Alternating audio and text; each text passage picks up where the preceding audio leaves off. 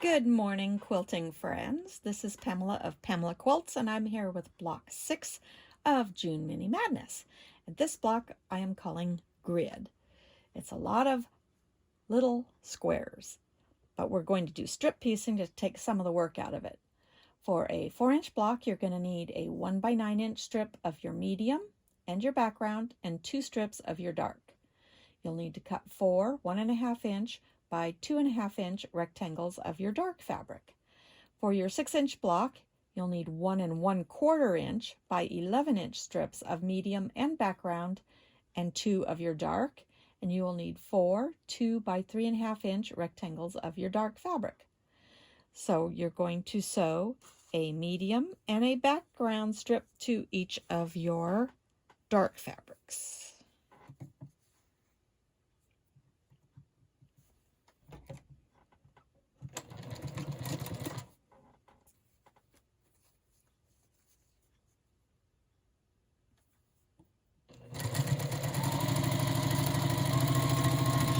Keep your edges lined up while you're sewing, and you can speed through these pretty well. After I get them sewn, I'm going to take them to the pressing board, and I'm going to press the seams toward the darker fabrics on both units.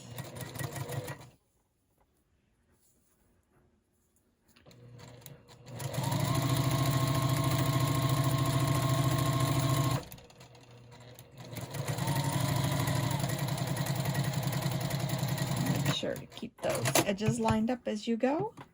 I'm going to go press these, and then we'll be ready to trim them into strips to make our blocks.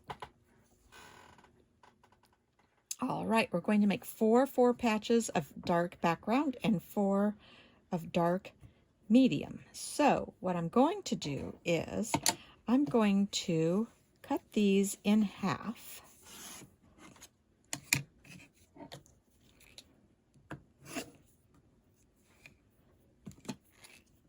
And then going to flip this around. We're going to just line them up, trim the end, and I like to line up my seam with a line on the ruler, because then I know this is going to be nice and straight on the end. Then we're going to cut 4 1-inch sections. Let's make sure the ruler is straight. 1. Whoop. Okay, that looks okay. It felt like it slid.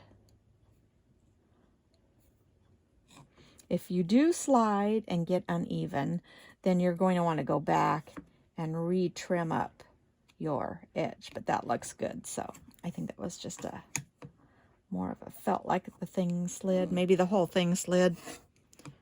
2, 3, and 4. So we're going to do the same thing with this. So all of these into 4 patch units, and then we'll continue on with making the block. So I'll be right back after I do that. All right, once you have all these done, you'll separate them into 4 will be the corners and 4 will be the center of the block. And our background and the medium fabrics are going to crisscross. So you're going to sew it like this, and your dark fabrics will touch. So if you see 2 seam allowances like this that are like this, sometimes you can flip your block the other way. Sometimes you can't. You can flip that one the other way. I try to get as many seams as I can going opposite directions, just to make it easier. So I think that's arranged like I want it.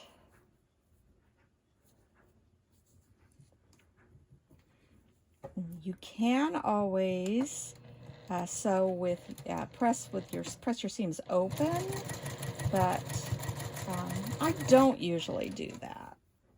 I know some people really like doing that, but I just feel like I can match up my corners better if I press to one side.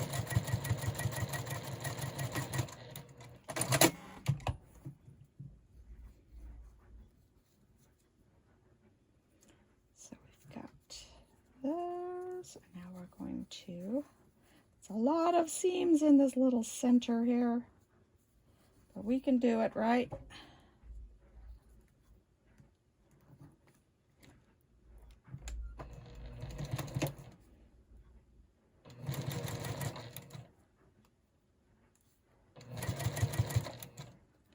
Usually try to feel for them one at a time. Let's see how we did. Hey, that looks pretty awesome. Okay, so the next step is we're going to lay it all out with our side. Oh, I did not cut enough. You need 4 of these. Did I say 4 or 2? Yeah, I said cut 4, but I only cut 2. So I'm going to cut 2 more, and I'll be right back.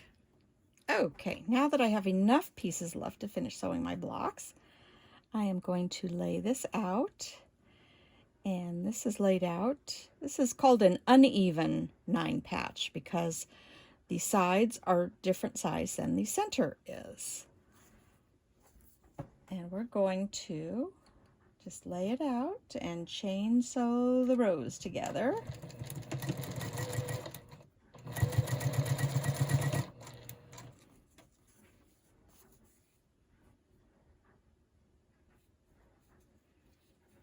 Match up our edges here. That's wanting to twist a little funny.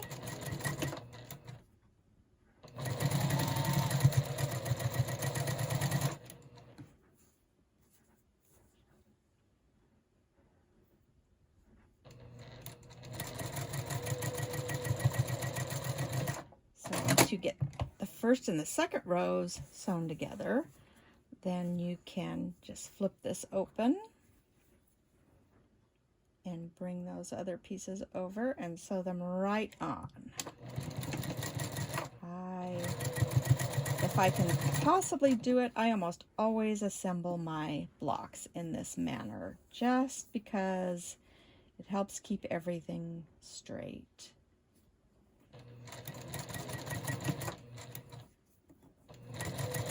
Not to say that I don't make mistakes. I try to keep the opportunity to do so at a minimum, shall we say.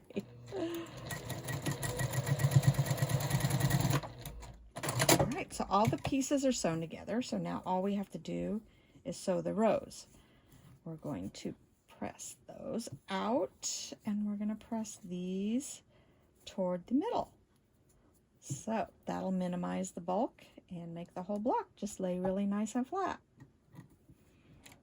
And match up our corners and make sure our seams are nice and tight there. This is a benefit to pressing to one side because you can really feel when those seams are coming together just right.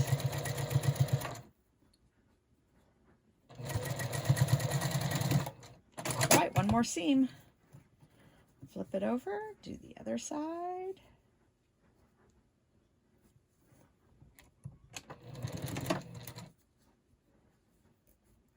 And you see how I stick my finger just in between and pull that down so those seams are nice and open and they nest. And then we're going to do the same thing at the end. Just put your finger there, pull this. I pull this, make sure they're nice and tight. I keep my finger on it until it's right up at the presser foot, and there we go at the end. There we are. We have one grid block. So this is block 6. Tomorrow we'll do block 7, and that'll mark our first week of June Mini Madness. Thanks for joining me, and I'll see you tomorrow with another block.